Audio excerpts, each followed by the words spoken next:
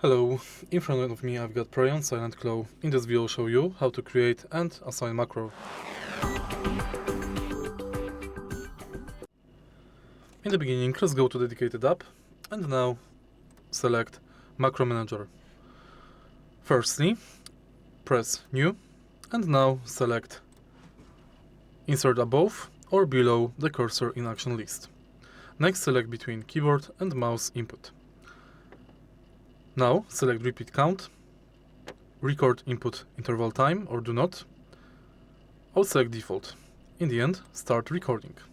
Now you can record your macro, stop recording and save. Once the macro is set, let's go back to keyboard mapping, select button you would like to assign macro to, and now select custom function,